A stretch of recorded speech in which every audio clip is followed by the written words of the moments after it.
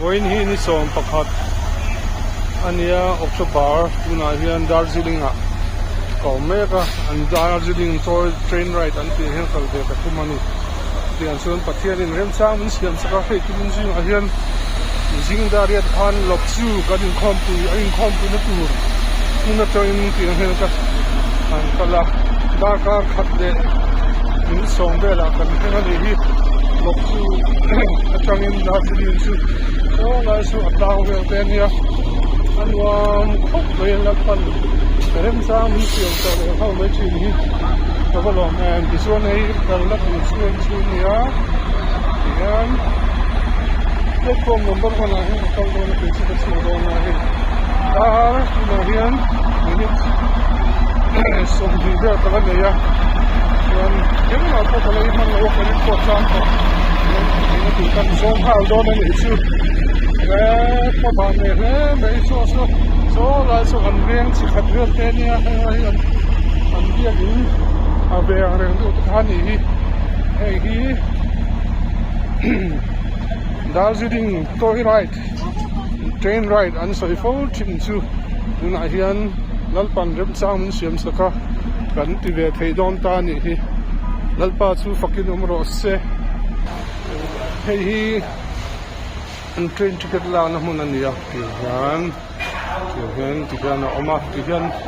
da kar ngam za tin hi train ride hi om train ni tin hin hun pe an loi da joy ride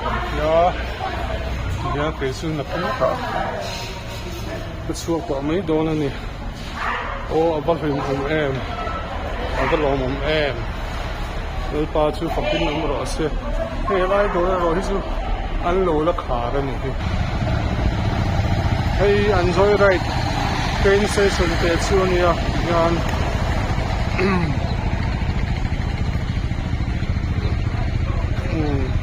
Darjeeling nau palte ta ta kan fiat hin su lalpa zara lalpa ya wa thathin em tiang hian hu kan mang ve te don ta ni chu kabalom em lalpa alom em I love Darjeeling. I love Darjeeling. Traffic a bench and the look chong to go and shut hello team and shit. How many tiny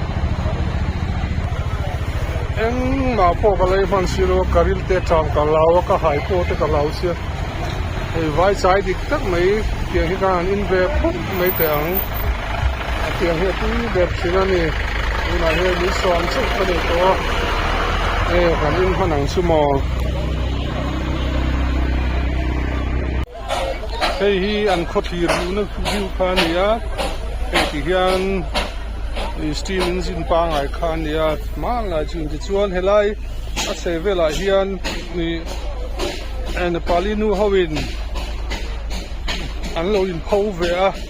hei kan kalnarel track khan ya hei ti hian train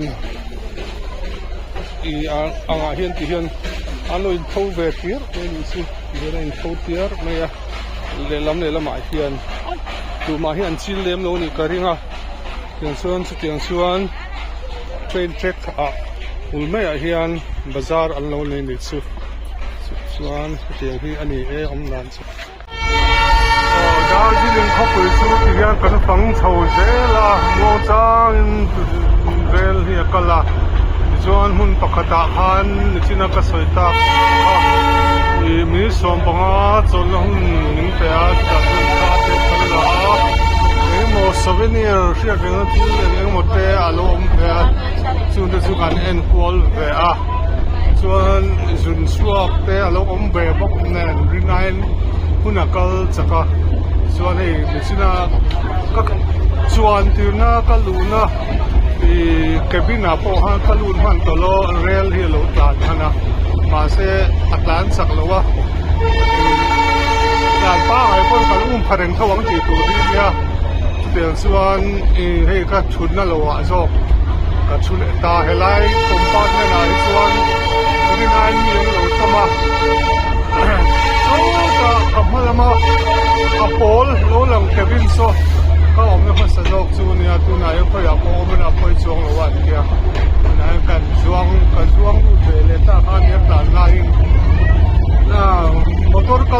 bus vela tan lu te chu akal lai te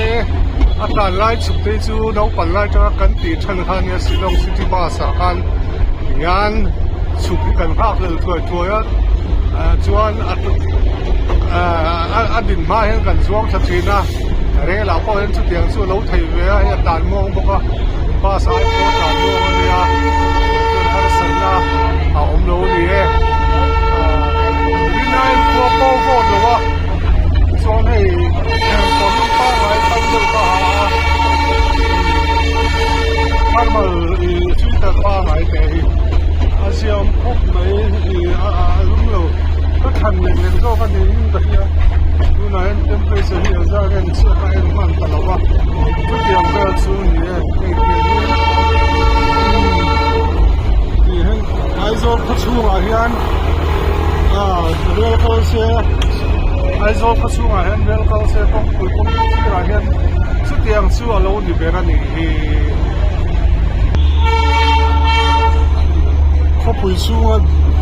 ก็เลยมีการบอกไปเห็นหายเขาป่ะให้เห็นควรโผล่ตัวสุดเลยก็กดทำให้หนังทุกอย่างตัวสู้นี่หายเต้นี่ส่วนอันโดที่ฟิตแข็งเฟ้บ้าก็พลาดนี่ระวังอันนี้อาศัยเราตกเจี๊ยบเจี๊ยนักการเสียแล้วนี่ทุกอย่างเรื่องสุกันนี่ตัวน่าเห็นพิงอาตกกันเพ่งตัวตาเห็นกันเล็ดเลยโดนนั่นนี่Let's go near again. Actual heavy building here. Actual top door and it's.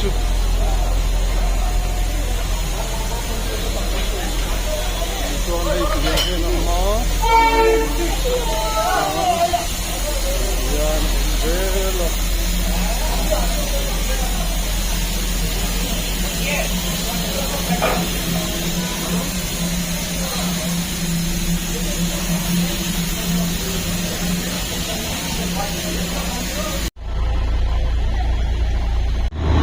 Kan rel kana chu kong pui ma an zela yan kong pui ma yan kal ve zela motor pa ngai ko an lo kal ka te ha suo po ken ni an dan chak zo kan nom le khal le to ni ka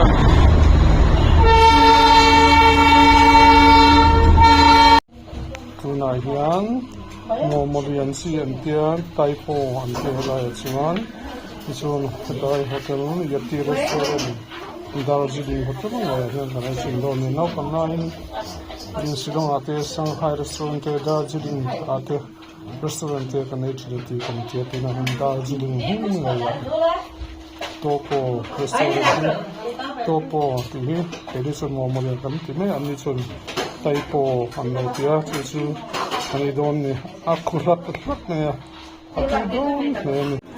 Darjeeling Bazaar omdan Aizol Bazaar dan dang lambak lo kemudian abit VM ani mai Darjeeling Bazaar ni kan ya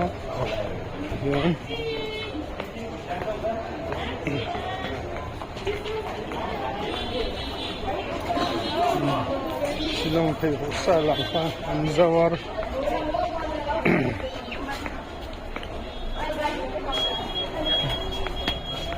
Darjeeling Bazaar vedo Shillong Bazaar pe Aizol Bazaar pe kangra bania andang nam em do wa dai do lo ma se kan ring lo tat thank you Veng dang alo thank you Veng dang alo ta tungkan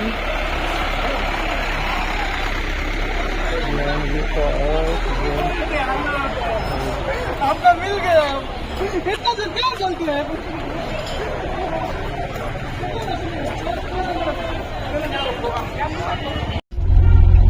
Tunarian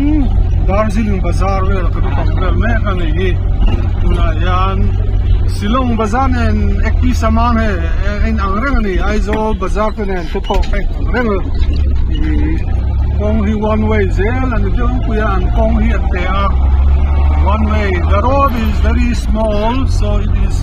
most of the road are only one way. You cannot go both ways. So today is 11th October. Now we are going to see Japanese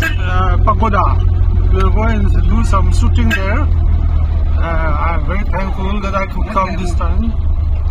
Yeah, this is the marketplace. This is all marketplace. It is quite big. The market is very big.